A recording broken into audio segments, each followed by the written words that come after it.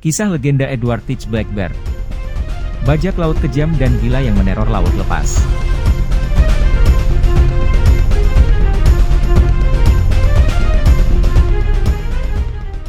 Edward lahir dari keluarga aristokrat terpelajar yang mampu membaca dan menulis.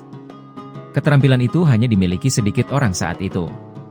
Sebagai pemuda berpendidikan, ia menyukai kisah eksplorasi dunia baru. Sebelum Edward menjadi bajak laut, dia adalah seorang prajurit dalam Perang Ratu Anne. Perang itu berlangsung dari tahun 1702 hingga 1713. Saat itu, Inggris dan Prancis berusaha untuk menguasai benua Amerika Utara. Kedua belah pihak secara brutal menyerbu satu sama lain untuk mendapatkan wilayah dan barang rampasan selama perang. Kemungkinan besar selama konflik ini Edward memiliki gagasan untuk merompak dan mengumpulkan harta, ditulis Mel Childs di laman Ancient Origins.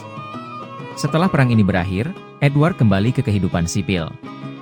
Saat masih kecil, ia kerap berfantasi tentang kehidupan seorang bajak laut. Maka tidak heran jika setelah perang, Edward mulai bercita-cita untuk menjadi bajak laut. Tahun 1716, ia bertemu dengan Kapten Benjamin Hornigold. Edward menjadi anak didik Hornigold, mempelajari keterampilan pembajakan darinya. Setelah itu, ia menamai dirinya sebagai Kapten Blackbeard. Queen Anne's Revenge, kapal Buddha yang dijadikan sebagai kapal bajak laut. Blackbeard sangat terpelajar karena asuhan aristokratnya. Karena kecerdasannya, ia tidak membutuhkan waktu lama untuk menyerap semua pengetahuan yang diberikan Hornigold kepadanya. Dengan cepat, Kapten Blackbeard menyesuaikan diri dengan kehidupan sebagai bajak laut. Blackbeard menyita kapal pertamanya Betty pada bulan September 1717. Kurang dari sebulan kemudian ia merebut kapal Robert dan Good Intent. Menjelang akhir tahun yang sama, Blackbeard mengincar kapal Buddha Prancis bernama La Concorde yang mengangkut Buddha. Blackbeard tidak tertarik dengan kargo manusia di atas kapal. Dia jauh lebih tertarik pada kapal itu sendiri. Baginya kapal Buddha jauh lebih cepat dan lebih dapat diandalkan daripada kebanyakan kapal di laut lepas. Ini karena muatan yang dibawanya jauh lebih mudah rusak. Oleh karena itu, para Buddha perlu diangkut secepat mungkin dari satu benua ke benua lain. Juga, kapal-kapal Buddha biasanya dipersenjatai dengan baik karena muatan manusia sangat berharga dan perlu dilindungi. Tujuannya agar para Buddha dapat dikirim dengan selamat untuk mendapatkan sejumlah keuntungan.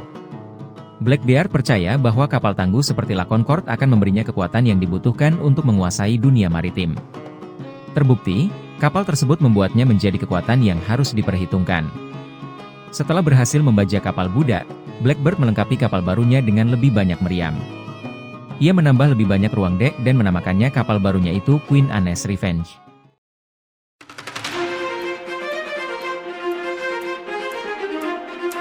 Queen Anne's Revenge, harta Blackbeard yang paling berharga. Kapal Blackbeard adalah miliknya yang paling berharga. Dia menggunakan Queen Anne's Revenge untuk menjarah kapal lain di seluruh Karibia. Dalam salah satu dari banyak pelayarannya, dia bertemu Kapten Stede Bonnet, yang akan menjadi rekannya dalam kejahatan. Bersama 300 perompak lainnya, mereka meneror pantai Atlantik, menyita makanan, perbekalan, senjata, dan semua yang berharga. Salah satu serangan tersebut melibatkan penyitaan kapal penumpang Crowley, di mana Blackbeard meminta tebusan pasokan medis sebagai ganti penumpang. Blackbeard dan kru terus mengarungi Atlantik, mencari lebih banyak peluang untuk merompak. Setelah beberapa pembajakan, Blackbeard berlayar ke Carolina Utara di mana dia berjanji untuk menghentikan pembajakan. Konon ia diberikan pengampunan oleh Gubernur Charles Eden. Namun iming-iming pengampunan ternyata tidak membuatnya berhenti menjadi bajak laut. Pada Maret 1718, Blackbeard menuju Teluk Honduras. Di sana ia berhasil menjarah 4 kapal. Pada Mei 1718, Blackbeard berhasil memblokade Charleston, alias Charlestown, di Carolina Selatan selama 2 minggu. Ia menyerang setidaknya 8 kapal. Tahanan dibebaskan tanpa cedera dengan pembayaran uang tebusan termasuk obat-obatan. Berlayar ke perairan dangkal Beaufort Inlet dalam perjalanannya ke Carolina Selatan, Queen Anne's Revenge dan 1 kapal lainnya kandas di gundukan pasir. Kapal kesayangan Blackbeard yang terdampar akhirnya tenggelam. Di Bataune, Carolina Utara, Blackbeard diberikan pengampunan lain oleh Gubernur Eden. Dia menjual kargonya yang dirampasnya dan bahkan diizinkan untuk menyimpan sekocinya. Bajak laut yang tampaknya telah bertobat itu kemudian menikahi putri pemilik perkebunan. Keduanya membangun sebuah rumah di Pulau Okrakok. Saat ia menjalani kehidupan normal, surat perintah penangkapan dikeluarkan. Ia pun kembali ke laut dan membajak 2 kapal Perancis dari Bermuda. Blackbird kemudian kembali ke Bataune dengan muatan gula dan coklat yang bermanfaat. Menyuap gubernur dan pejabat dengan gula, pengadilan memutuskan bahwa bajak laut itu hanya menyelamatkan kargo dari kapal terlantar. Ia pun dibebaskan dari segala tuduhan pembajakan. Blackbird menemui ajalnya. Gubernur Virginia, Alexander Spotswood, tidak seperti rekannya di negara tetangga Carolina Utara. Ia sangat ingin menekan pembajakan, begitu pula dengan banyak pedagang sah yang kaya dan berkuasa. Memerintahkan Maynard untuk melacak Blackbird dan anak buahnya di Pulau Okrakok, Carolina Utara. Armada Maynard berlayar dari Williamsburg pada 17 November 1718 menyusuri Sungai James.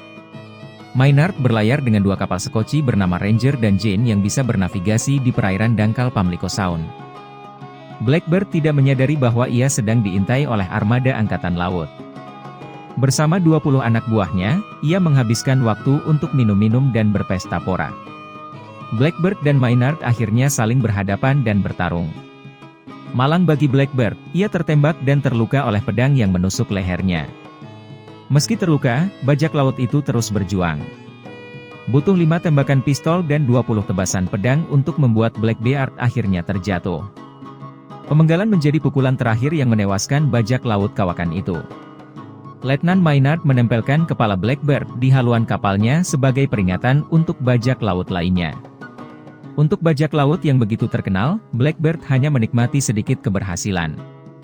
Karirnya hanya bertahan 15 bulan dan harta yang berhasil ia jarah pun tidak seberapa.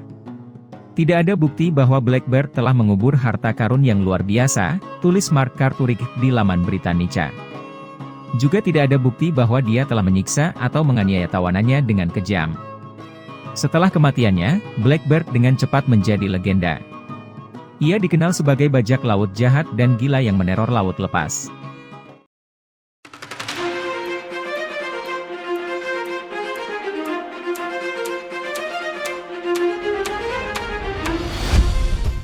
Itulah kisah Edward Teach, dikenal sebagai Blackbird, bajak laut gila yang meneror lautan lepas.